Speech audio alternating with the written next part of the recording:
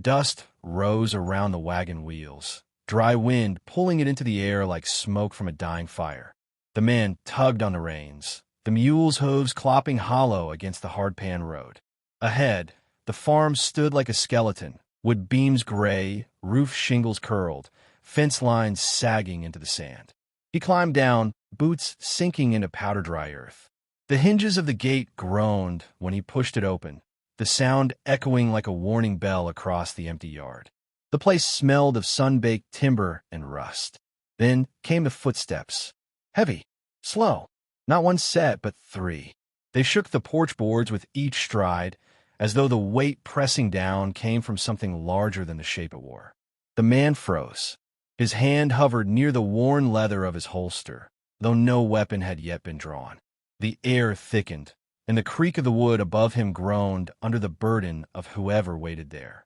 They appeared together, three women, taller than any he'd seen, shoulders broad, hair wild as tumbleweed caught in a storm.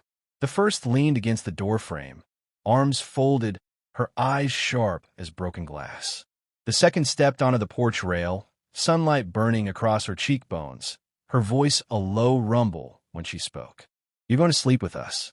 The words dropped like an iron weight, ringing in the silence that followed. No laughter, no hint of jest, just the scrape of wind dragging grit across the yard. The man's jaw clenched. His boots shifted, scuffing dust. "This land's mine now," he said, his voice steady, though his throat tightened. The third woman descended the steps. Her shadow stretched across the dirt, long enough to swallow his own. Each footfall made the ground thud, as if her weight pressed deeper than mere flesh and bone should. She stopped only a yard away, her gaze level, unblinking. The mule brayed behind him, tugging against the reins as if it too sensed the imbalance of the air. Crows lifted from the dead tree by the barn, their black wings slicing through the sky. He felt the heat beating off the earth, sweat stinging his eyes, the stillness of three figures towering above him. Their presence was not of strangers, but of something older, something bound to the soil he now stood on.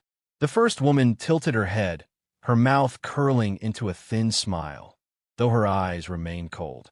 "Ain't no man walks onto this farm without answering to us." Silence stretched, taut as a pulled rope. The man drew in a breath, tasting dust and iron. The land beneath him, the house before him, the three women above him, all seemed to lean closer, waiting, daring him to turn, daring him to stay. And in that moment, he knew the story's